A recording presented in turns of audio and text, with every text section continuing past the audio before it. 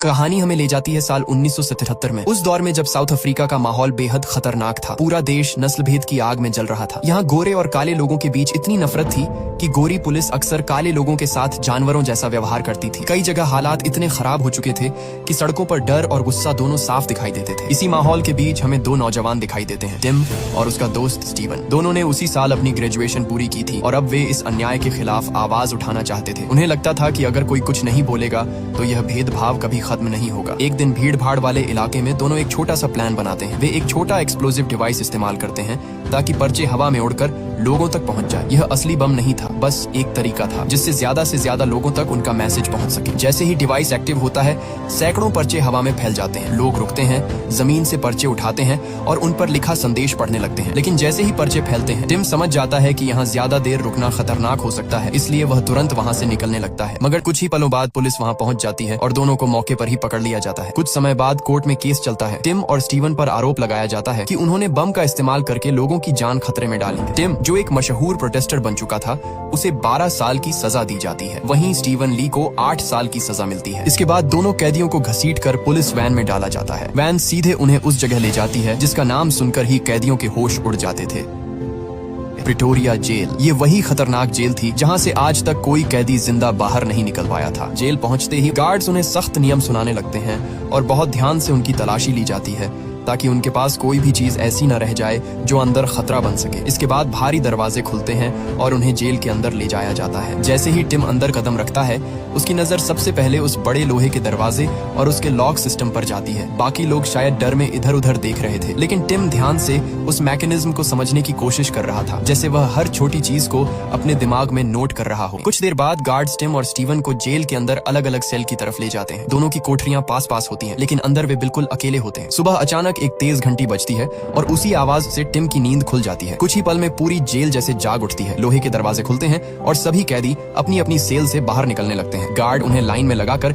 एक साथ मस्जिद की तरफ ले जाते हैं। टिम स्वभाव से थोड़ा शर्मीला था, इसलिए वह समझ नहीं पा रहा था कि किस टेबल पर जाकर बैठे। हर जगह कैदियों के छोटे छोटे ग्रुप बने हुए थे और वह चुपचाप खड़ा सबको देख रहा था। तभी एक कैदी उसके पास आता है और हल्की मुस्कान के साथ उसे अपने साथ बैठने का इशारा करता है। इस आदमी का नाम डेनिस गोल्डबर्ग था, एक ऐसा नाम जिसे जेल के अंदर हर कोई जानता था। थोड़ी बातचीत के बाद टिम और स्टीवन धीरे से उसे बताते हैं कि उनके दिमाग में एक खतरनाक प्लान चल रहा है। वे इस जेल से भागना चाहते हैं। उसी दौरान उनके सामने एक ऐसा मंजर आता है जो पूरे माहौल को और भारी बना देता है। किचन में काम कर रहा एक काला वर्कर गलती से सूप गिरा देता है। बस इतनी सी बात पर एक गार्ड गुस्से में आकर उसे डंडे से बेरहमी से पीटना शुरू कर देता है। ये देखकर साफ समझ आता है कि इस जगह इंसानियत की कोई कीमत नहीं बची। कुछ देर बाद डेनिस टिम और स्टीवन को अलग ले जाकर उनके एस्केप प्लान के बारे में गंभीरता से बात करता है। वह उन्हें समझाता है कि यह काम इतना आसान नहीं है जितना वे सोच रहे हैं। जेल की दीवारें बेहद ऊंची हैं, ऊपर हर जगह कांटेदार तार लगे हुए हैं। टावर में गार्ड हमेशा सर्च लाइट और मशीन गन के साथ तैनात रहते हैं। अगर किसी ने भागने की कोशिश की तो बिना चेतावनी के सीधे गोली मार दी जाएगी। वह यह भी बताता है कि सुरंग बनाना भी लगभग नामुमकिन है, क्योंकि जमीन और सिक्योरिटी दोनों ही इसके खिलाफ है। आखिर में डेनिस उन्हें साफ शब्दों में समझाता है कि इस पागलपन भरे ख्वाब को यहीं खत्म कर दो, क्योंकि यहाँ से निकलना लगभग असंभव है। पास ही खड़ा एक कैदी चुपचाप सब सुन रहा था। कुछ पल बाद वह उनके पास आता है और अपना नाम बताता है, लियोनार्ड फॉन्टेन। फिर वह सीधे उनकी आंखों में देखकर कहता है, अगर तुम लोग सच में यहाँ से भागने का प्लान बना रहे हो तो इस प्लान में मैं भी तुम्हारे साथ हूँ। रात होते ही जेल के गलियारों में सन्नाटा फैल जाता है। टिम अपनी सेल में बैठा इंतजार करता है कि सब कुछ बिल्कुल शांत हो जाए। फिर वह धीरे से अपने पास छिपाकर रखी हुई माचिस निकालता है। हल्की सी लौ जलाकर वह दरवाजे के ताले के अंदर झांकने की कोशिश करता है। उसकी पूरी कोशिश बस यही समझने की होती है कि यह लॉक आखिर काम कैसे करता है। अचानक उसे बाहर से गार्ड के कदमों की आहट सुनाई देती है। टिम तुरंत माचिस बुझा देता है और उसे तोड़कर फेंक देता है ताकि कोई सबूत न बचे। लेकिन वह रुकने वाला नहीं था। कई रातों तक वह यही करता रहता है, थोड़ी सी रोशनी, ताले के अंदर झांकना और हर छोटी चीज को अपने दिमाग में याद करने की कोशिश। एक रात वह नया तरीका अपनाता है। वह कागज का एक छोटा टुकड़ा लेता है और उसे कीहोल पर दबा देता है। फिर पेंसिल से धीरे धीरे उसका आकार उतारने लगता है। इसके बाद वह दूसरा कागज अंदर डालकर लॉक के अंदर की बनावट समझने की कोशिश करता है। अब यह सिर्फ जिज्ञासा नहीं रह गई थी। टिम धीरे धीरे उस रास्ते को तैयार कर रहा था जो शायद उन्हें इस जेल से बाहर ले जा सकता था। उधर लियोनार्ड भी उनकी मदद करने के लिए तैयार था। एक बार वह जानबूझकर जोर जोर से हंगामा करने लगता है ताकि गार्ड का ध्यान उसकी तरफ चला जाए और उसी दौरान टिम को चाबियां चुराने का मौका मिल सके। लेकिन हालात इतने आसान नहीं होते। टिम सही समय पर चाबियां नहीं ले पाता और ये मौका भी हाथ से निकल जाता है। अब उन्हें समझ आ जाता है कि सीधे चाबियां चुराना लगभग नामुमकिन है, इसलिए कोई और रास्ता ढूंढना पड़ेगा। कुछ दिनों बाद यार्ड में एक्सरसाइज के दौरान टिम धीरे से एक गार्ड के पास जाता है। बाहर से वह सामान्य दिखने की कोशिश करता है, लेकिन उसकी नजर लगातार गार्ड की चाबियों पर टिकी रहती है। वह उन पर बने पैटर्न को बहुत ध्यान से देखता है और उन्हें अपने दिमाग में याद कर लेता है। बाद में वह अपनी सेल में जाकर वही पैटर्न कागज पर बनाता है। इसके बाद कई दिनों तक टिम हर मौका ढूंढता रहता है ताकि चाबियों को करीब से देख सके। धीरे धीरे वह हर चाबी का अलग अलग स्केच तैयार कर लेता है। फिर वह अपनी वुड वर्कशॉप की नौकरी का फायदा उठाने लगता है। काम के दौरान वह लकड़ी के छोटे छोटे टुकड़े चुपके से अपने पास छिपा लेता है और मौका मिलते ही उन्हें बाहर ले आता है। एक दिन अचानक एक गार्ड अंदर आ जाता है। उसी समय स्टीवन जल्दी से फर्श पर कीलों से भरा कटोरा गिरा देता है। चारों तरफ खटर पटर की आवाज गूंज जाती है और गार्ड का ध्यान उसी तरफ चला जाता है। उसी पल टिम तेजी से अपने पास रखा सामान एक थर्मस में छिपा देता है और सामान्य बनने की कोशिश करता है। लेकिन गार्ड को कुछ शक हो जाता है। वह दोनों को अपने पास बुलाता है और उनकी चीजें चेक करने का आदेश देता है। गार्ड टिम का थर्मस उठाता है, उसे खोलता है और कॉफी बाहर गिरा देता है। फिर अंदर झांक कर देखता है। थर्मस उसे पूरी तरह खाली दिखाई देता है। वह हैरान तो होता है लेकिन उसे कुछ भी संदिग्ध नहीं मिलता। असल में टिम पहले ही सब कुछ इतनी चालाकी से छिपा चुका था कि गार्ड को कुछ समझ ही नहीं आया। अब उसके पास वह सारे जरूरी छोटे छोटे पार्ट्स मौजूद थे जिनसे वह नकली चाबियां बना सकता था। रात होते ही वह अपना छोटा चाकू निकालता है और लकड़ी के टुकड़ों को काटना शुरू कर देता है। फिर गोंद की मदद से उन्हें जोड़कर अलग अलग शेप देने लगता है। ये काम आसान नहीं था। रात दर रात वह बिना रुके मेहनत करता रहता है, बस एक ही मकसद के साथ, ऐसी चाबियां बनाना जो असली लॉक को खोल सके। आखिर एक रात वह हिम्मत करके अपनी सेल के दरवाजे पर बनी चाबी को आजमाता है। कुछ पल के लिए सब कुछ शांत हो जाता है। फिर अचानक ताले के अंदर से एक हल्की सी क्लिक की आवाज आती है। टिम धीरे से हैंडल घुमाता है और दरवाजा सच में खुल जाता है। उस पल उसके चेहरे पर हल्की सी मुस्कान आ जाती है। अब उसे यकीन हो चुका था कि यह नामुमकिन सा प्लान शायद सच में काम कर सकता है। एक सुबह मौका देखकर कुछ कैदी पहरा देने लगते हैं ताकि कोई गार्ड इधर न आए। उसी समय टिम धीरे से बाहर वाले दरवाजे के पास जाता है और अपनी बनाई हुई चाबी से लॉक खोलने की कोशिश करता है। पहली बार चाबी ठीक से अंदर नहीं जाती। वह हल्का सा उसे घुमाकर एडजस्ट करता है और इस बार चाबी आराम से अंदर चली जाती है। कुछ सेकंड बाद ताला सच में खुल जाता है। लेकिन असली परेशानी अब शुरू होती है। टिम चाबी बाहर निकालने की कोशिश करता है मगर चाबी हिलती तक नहीं। वह बार बार कोशिश करता है लेकिन चाबी ताले में बुरी तरह फंस चुकी थी। घबराहट में उसका हाथ थोड़ा तेज पड़ जाता है और अचानक लकड़ी की चाबी वहीं टूट जाती है। अब ताले के अंदर उसका टुकड़ा फंस चुका था। टिम के माथे पर पसीना आ जाता है। वह तुरंत ताले के अंदर फंसे लकड़ी के टुकड़े को निकालने की कोशिश करने लगता है ताकि किसी को पता न चल सके। तभी अचानक एक गार्ड उसी रास्ते से गुजरता है। उस पल टिम की सांस जैसे रुक जाती है। वह बिल्कुल शांत खड़ा रहता है जैसे कुछ हुआ ही नहीं। कुछ सेकंड बाद गार्ड बिना ध्यान दिए आगे बढ़ जाता है। टिम राहत की सांस तो लेता है लेकिन समस्या अभी भी वही थी। वह बहुत कोशिश करता है पर ताले में फंसा हुआ लकड़ी का टुकड़ा बाहर नहीं निकलता। आखिरकार थक कर वह कोशिश छोड़ देता है। वापस अपनी सेल में जाकर बिस्तर पर लेट जाता है और सोचता है कि अब जो होगा देखा जाएगा। कुछ देर बाद उसकी नजर दरवाजे की कुंडी पर पड़ती है। कुंडी थोड़ी बाहर निकली हुई थी। टिम को लगता है शायद यह उसकी ही गलती से हुआ होगा और गार्ड्स ने अभी तक नोटिस नहीं किया। वह फिर से अपनी चाबी ताले में डालता है, लॉक खोलता है और दरवाजे को धक्का देकर बंद कर देता है। और तभी एक अजीब सी बात होती है। जैसे ही धातु की चाबी अंदर जाती है, ताले में फंसा हुआ लकड़ी का टुकड़ा खुद ब खुद बाहर निकल आता है। टिम कुछ पल तक उसे देखता रह जाता है जैसे उसे अपनी किस्मत पर ही भरोसा न हो रहा हो। उधर दूसरी तरफ लियोनार्ड से मिलने एक विजिटर आता है। वह उसका छोटा बेटा था। लियोनार्ड उसे देखकर थोड़ा भावुक हो जाता है। वह उसे दिलासा देता है और कहता है कि वह उससे बहुत प्यार करता है और जल्द ही उससे फिर मिलेगा। फिर वह खिड़की के पास जाकर खड़ा हो जाता है और चुपचाप बाहर देखने लगता है। लेकिन तभी एक गार्ड गुस्से में उस पर चिल्लाने लगता है क्योंकि वह खिड़की के बहुत करीब चला गया था। उसकी तेज आवाज से बच्चा डर जाता है। उसी समय लड़के की माँ अंदर आती है और उसे तुरंत अपने साथ ले जाती है। लियोनार्ड गुस्से में गार्ड्स पर चिल्लाने लगता है क्योंकि उन्होंने उसके बेटे के साथ बिताने का समय कम कर दिया था। बाद में वह टिम और स्टीवन को बताता है कि वह अब और ज्यादा देर इस जगह पर नहीं रह सकता। वह जितनी जल्दी हो सके यहाँ से बाहर निकलना चाहता है। लेकिन तभी एक नई समस्या सामने आती है। बाहरी दरवाजा सिर्फ बाहर से ही खोला जा सकता था। इसका मतलब था कि अगर वे उस तक पहुंच भी जाएं, तो अंदर से उसे खोलना लगभग नामुमकिन होगा। काफी देर सोचने के बाद तीनों एक अजीब सा तरीका निकालते हैं। वे प्लान बनाते हैं कि जालीदार खिड़की से एक तार अंदर डाला जाए और उसी से चाबी ताले तक पहुंचाई जाए। लेकिन इस तरीके में एक दिक्कत थी। चाबी अंदर तो जा सकती थी मगर उसे घुमाया नहीं जा सकता था। अब तीनों एक खाली सेल में बैठकर इसी समस्या का हल ढूंढने लगते हैं। तभी अचानक एक गार्ड वहां आ जाता है और चुपचाप उनकी बातों को सुनने लगता है। जैसे ही लियोनार्ड की नजर उस पर पड़ती है, वह तुरंत टिम और स्टीवन को इशारा करता है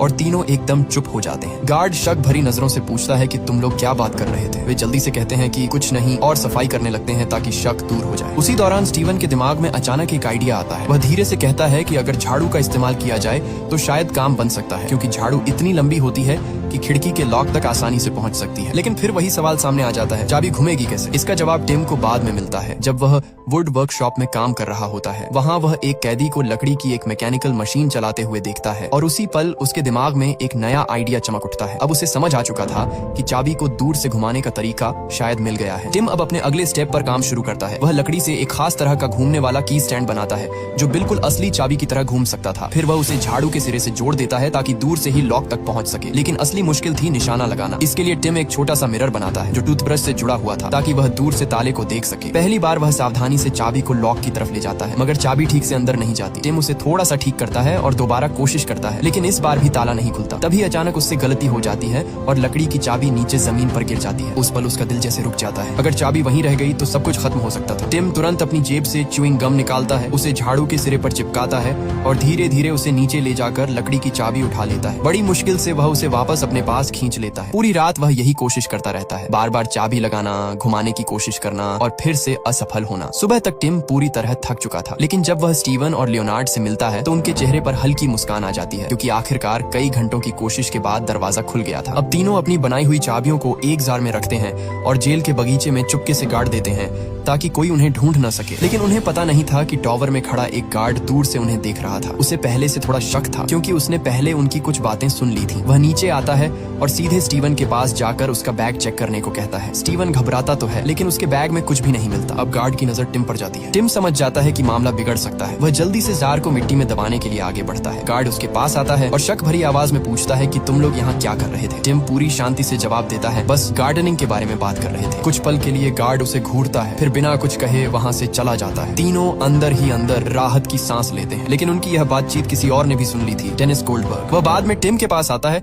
और एक बार फिर उसे समझाने की कोशिश करता है। डेनिस को लगता है कि यह पूरा प्लान बहुत खतरनाक दिशा में जा रहा है। वह साफ कहता है कि अगर उनका प्लान फेल हो गया तो गार्ड्स उन्हें बिना किसी बहाने के गोली मार देंगे। इस जेल में गार्ड्स वैसे भी कैदियों पर गोली चलाने का मौका ढूंढते रहते हैं। टिम उसकी बात ध्यान से सुनता है। अब उसे भी समझ आने लगता है कि अगर सच में यहाँ से निकलना है तो ये काम सिर्फ 3 लोगों से नहीं होगा, उन्हें और लोगों की जरूरत पड़ेगी, ऐसे लोग जो अलग अलग जिम्मेदारियां संभाल सके। इसीलिए धीरे धीरे वे और कैदियों को अपने साथ शामिल करना शुरू करते हैं। ज्यादातर वे लोग थे जो पॉलिटिकल कैदी थे और पहले से ही इस सिस्टम के खिलाफ खड़े थे। धीरे धीरे एक छोटा सा गुप्त ग्रुप बन जाता है और अब हर नया सदस्य इस खतरनाक प्लान का हिस्सा बनने लगता है। अब इस प्लान में धीरे धीरे और लोग शामिल होने लगते हैं। कोई बाहर निकलने के बाद पहनने के लिए कपड़ों का इंतजाम करता है, कोई जरूरी टूल्स जुटाता है और कोई ऐसा सामान लाता है जो भागने के दौरान काम आ सके। देखते ही देखते ये छोटा सा आइडिया एक बड़े और बेहद खतरनाक मिशन में बदलने लगता है, लेकिन इसी के साथ खतरा भी बढ़ने लगता है। एक गार्ड अब टिम पर खास नजर रखने लगा था। उसे अंदर ही अंदर यकीन हो चुका था कि टिम और उसके साथी कुछ बड़ा करने की तैयारी कर रहे हैं। समस्या बस इतनी थी कि उसके पास कोई ठोस सबूत नहीं था, इसलिए वह सिर्फ दूर से उन्हें देख सकता था और सही मौके का इंतजार कर रहा था। इसी बीच एक दिन एक अश्वेत कैदी चुपके से टिम के पास आता है और उसे साबुन की छोटी छोटी टिकियां दे देता है। टिम तुरंत समझ जाता है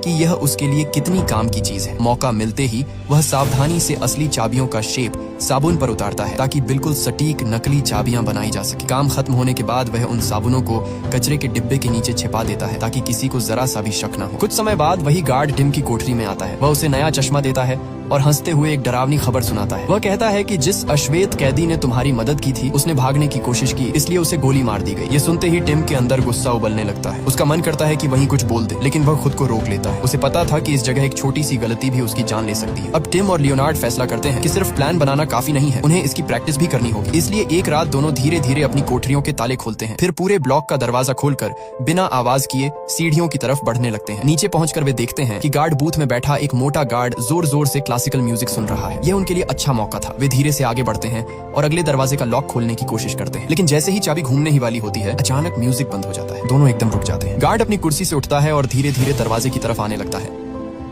टिम और लियोनार्ड तुरंत दरवाजा बंद कर देते हैं और घबराकर छिपने के लिए जगह ढूंढने लगते हैं। ऊपर वापस जाना अब नामुमकिन था, इसलिए वे सीढ़ियों के पास रखी एक अलमारी के अंदर घुस जाते हैं। दोनों अंदर सांस रोके खड़े रहते हैं, लेकिन एक नई समस्या खड़ी हो जाती है। अलमारी का दरवाजा ठीक से बंद ही नहीं हो रहा था। गार्ड धीरे धीरे सीढ़ियों के पास आता है, कुछ बड़बड़ाता है, फिर बिना ज्यादा ध्यान दिए वापस ऊपर चला जाता है। जैसे ही उसके कदमों की आवाज दूर होती है, टिम और लियोनार्ड राहत की सांस लेते हैं और फिर से आगे बढ़ने की कोशिश करते हैं। वे बूथ के पास से गुजरते हैं और देखते हैं कि रिकॉर्ड प्लेयर एक ही जगह अटक गया था, इसलिए म्यूजिक बंद हो गया था। वे आगे बढ़कर एक और दरवाजा खोल लेते हैं, लेकिन उसी समय ऊपर बैठा गार्ड उनकी कोठरियों के अंदर झांकता है। उसे कंबल के नीचे किसी इंसान जैसा कुछ दिखाई देता है, लेकिन असल में वह सिर्फ तकियों का ढेर था जिसे ऐसे रखा गया था जैसे कोई सो रहा हो। तभी ऊपर की एक सेल से एक कैदी को अचानक तेज खांसी शुरू हो जाती है। उस आवाज को सुनकर टिम और लियोनार्ड समझ जाते हैं कि अब एक कदम भी आगे बढ़ना बहुत खतरनाक हो सकता है। वे तुरंत वापस मुड़ते हैं, धीरे धीरे सारे दरवाजे बंद करते हैं और फिर से उसी अलमारी में छिप जाते हैं। कुछ ही देर बाद गार्ड नीचे आता है। वह फर्श पर कुछ अजीब देखता है, छोटे छोटे पसीने के निशान जो भागते वक्त गिर गए थे। वह थोड़ी देर उन्हें देखता है, फिर बिना ज्यादा सोचे अपने जूते से उन्हें रगड़ कर मिटा देता है और वहाँ से चला जाता है। गार्ड के जाते ही टिम और लियोनार्ड गहरी सांस लेते हैं। खतरा टल चुका था। दोनों चुपचाप वापस अपनी अपनी कोठरियों में लौट जाते हैं, लेकिन अब उन्हें साफ समझ आ चुका था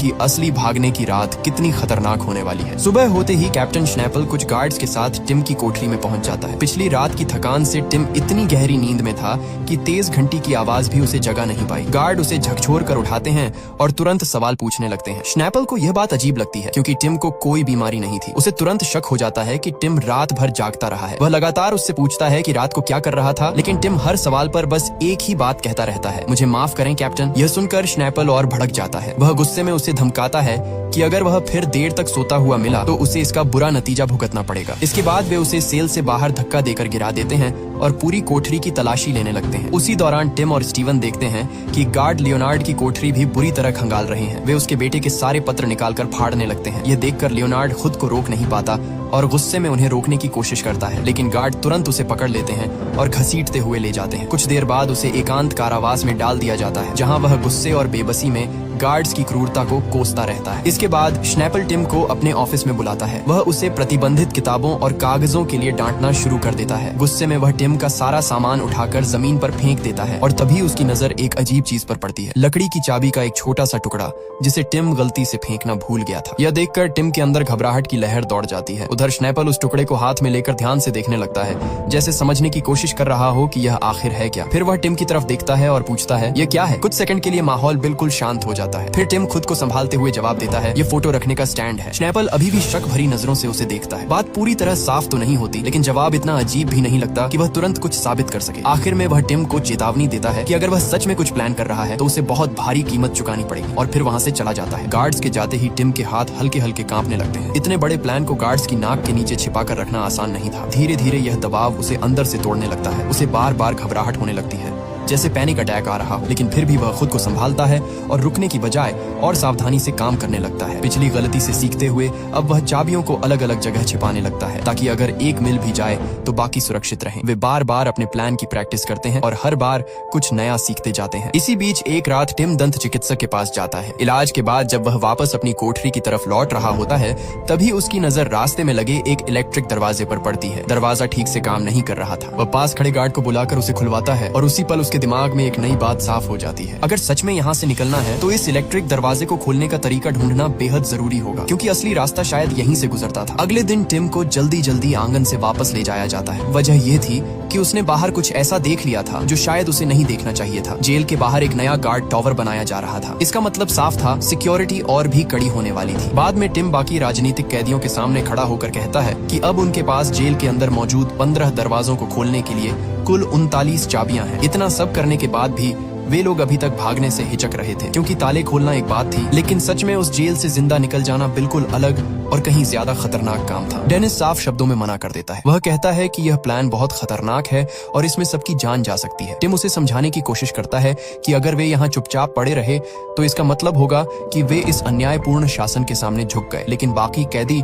डेनिस की ही बात मानते हैं। यहीं से माहौल थोड़ा गर्म हो जाता है। लियोनार्ड और डेनिस के बीच बहस शुरू हो जाती है। लियोनार्ड अब और इंतजार नहीं करना चाहता था। उसे लग रहा था कि अगर वे अभी नहीं निकले तो शायद कभी नहीं निकल पाएंगे। आखिरकार बहस इतनी बढ़ जाती है कि टिम, स्टीवन और लियोनार्ड फैसला करते हैं कि वे बाकी कैदियों को इस प्लान से अलग कर देंगे और सिर्फ तीनों ही इसे अंजाम देंगे। उसी रात सोने से ठीक पहले कैप्टन स्नैपल एक बार फिर टिम की कोठरी में आता है। वह बिना कुछ कहे उसके सामान को टटोलने लगता है, जैसे उसे अभी भी शक हो कि टिम कुछ छिपा रहा है। कुछ देर बाद वह बिना कुछ पाए वहाँ से चला जाता है। गार्ड के जाते ही टिम तुरंत हरकत में आ जाता है। वह लकड़ी के एक छोटे से औजार की मदद से स्टीवन को अखबार का एक टुकड़ा देता है। उस अखबार के अंदर बहुत चालाकी से जेल का नक्शा छिपाया गया था। यह नक्शा रंगभेद विरोधी संगठन ने गुप्त तरीके से छपवाया था, ताकि अंदर बंद कैदियों तक सही जानकारी पहुंच सके। अब लगभग सब कुछ तैयार था। तीनों बैठकर आखिरी बार अपने भागने की पूरी योजना पर बात करते हैं। टिम धीरे से अपनी कोठरी का दरवाजा खोलता है, फिर एक एक करके स्टीवन और लियोनार्ड के दरवाजे भी खोल देता है। जाने से पहले वह आखिरी बार डेनिस से पूछता है कि क्या वह उनके साथ चलना चाहता है, लेकिन डेनिस फिर भी मना कर देता है। वह सिर्फ उन्हें शुभकामनाएं देता है और चुपचाप उन्हें जाते हुए देखता रहता है। कोठरियों से बाहर निकलते ही तीनों अपने छिपाए हुए बैग निकालते हैं। उन बैगों में बाहर निकलने के लिए जरूरी कपड़े और कुछ जरूरी सामान रखा हुआ था। अब उनकी जिंदगी का सबसे खतरनाक कदम शुरू होने वाला था। वे धीरे धीरे अपने कपड़े बदलने लगते हैं ताकि बाहर निकलते समय वे कैदियों जैसे न दिखें। उसी वक्त नीचे बैठे एक मोटे गार्ड को अचानक शौचालय जाने की जरूरत पड़ती है।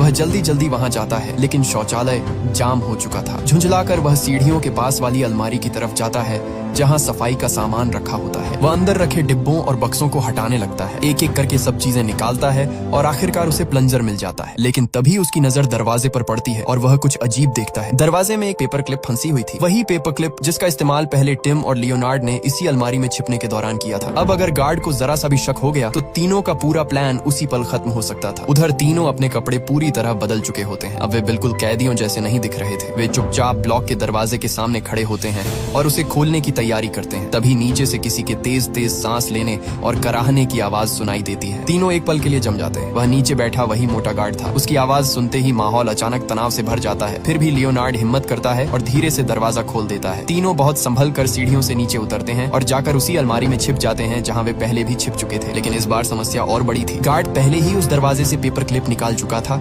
जिससे अलमारी का दरवाजा बंद रखा जाता था। अब अगर दरवाजा जरा सा भी खुल जाता तो गार्ड तुरंत उन्हें देख लेता। इसलिए टिम अपनी उंगली से दरवाजे को अंदर से पकड़े रहता है और पूरी ताकत से उसे बंद रखता है। कुछ ही पल बाद वही गार्ड वापस आता है क्योंकि उसे प्लंजर अलमारी में वापस रखना था। उसके कदमों की आवाज पास आती जा रही थी। तभी अचानक ऊपर से जोर जोर की चीख सुनाई देती है। वह डेनिस था। उनकी मदद करने के लिए उसने खुद को जानबूझकर बिजली का झटका दे दिया था और अब दर्द से चिल्ला रहा था। गार्ड मजबूरी में तुरंत ऊपर की तरफ दौड़ता है ये देखने के लिए कि आखिर हुआ क्या है। बस यही मौका था। जैसे ही गार्ड ऊपर जाता है टिम, स्टीवन और लियोनार्ड फौरन अलमारी से बाहर निकलते हैं और अगले दरवाजे की तरफ दौड़ पड़ते हैं। वे जल्दी जल्दी एक के बाद एक कई दरवाजे खोलते जाते हैं, लेकिन अचानक आगे जाकर रास्ता बंद मिल जाता है। अब उन्हें समझ आता है कि यहाँ का इलेक्ट्रिक दरवाजा तभी खुलेगा जब बाहर वाला बजर दबाया जाएगा। इसका मतलब था कि किसी एक को वापस जाकर वह बजर दबाना होगा। लियोनार्ड बिना देर किए वापस दौड़ता है। वह बजर दबाता है और कुछ सेकंड बाद दरवाजा खुल जाता है। तीनों तेजी से अंदर घुस जाते हैं। अब वे उस आखिरी दरवाजे तक पहुंच चुके थे जो सीधे आंगन में खुलता था। टिम झुककर चाबी के छेद से अंदर झांकता है। सामने का नजारा देखकर उनका दिल तेज धड़कने लगता है क्योंकि जेल का बड़ा गेट पूरी तरह खुला हुआ था। बस ये एक दरवाजा पार करना बाकी था। लेकिन तभी एक नई मुसीबत सामने आ जाती है। उनके पास मौजूद कोई भी चाबी उस सफेद दरवाजे के ताले में काम नहीं कर रही थी। वे एक एक करके सारी चाबियां आजमा लेते हैं लेकिन दरवाजा नहीं खुलता। ये देखकर तीनों के चेहरों पर निराशा साफ दिखाई देने लगती है। अब उनके पास समय बहुत कम बचा था और वापस लौटना भी लगभग नामुमकिन हो चुका था।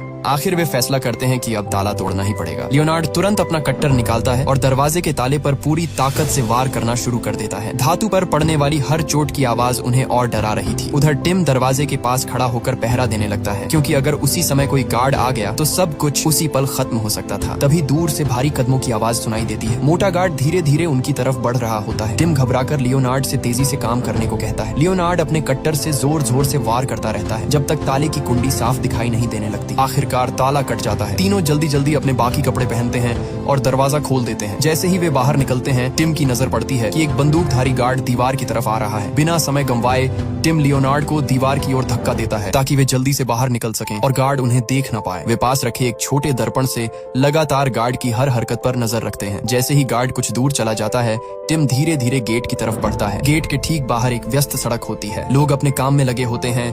बाइकें, कारें और पैदल यात्री आ जा रहे होते हैं। स्टीवन और लियोनार्ड भी उसके पीछे पीछे चलते हैं। वे चुपचाप सोचते हैं कि इतनी बड़ी निगरानी वाले फाटकों पर गार्ड केवल एक ही क्यों तैनात है और वह भी ज्यादातर समय फाटक की तरफ देखता नहीं। टिम नक्शा निकालता है, एक बार फिर रास्ता देखता है और सभी बिल्कुल शांत होकर चलने लगते हैं जैसे वे केवल आम लोग हों, रोजमर्रा की जिंदगी में व्यस्त। कोई भी उन पर ध्यान नहीं देता। धीरे धीरे वे जेल की दीवारों से दूर होते जाते हैं और आखिरकार पहला बड़ा कदम उन्हें आजादी की ओर ले जाता है। पूरे दक्षिण अफ्रीका में उनके पकड़ने के लिए इतिहास की सबसे बड़ी तलाशी शुरू हो जाती है। हर जगह गश्त होती है, सड़कें और बॉर्डर चेक किए जाते हैं, लेकिन इसके बावजूद तीनों चुपचाप और सावधानी से सीमा पार कर लेते हैं। वे आखिरकार सुरक्षित लंदन पहुंच जाते हैं। वहां वे फिर से अफ्रीकी नेशनल कांग्रेस से जुड़ते हैं और रंग भेद के खिलाफ अपना संघर्ष जारी रखते हैं। 22 साल की कठोर जेल जिंदगी के बाद डेनिस गोल्डबर्ग को साल 1985 में रिहा कर दिया जाता है और इसी के साथ ये कहानी समाप्त होती है। देखने के लिए धन्यवाद। अगर आपको वीडियो पसंद आया हो तो लाइक जरूर करें और ऐसे ही और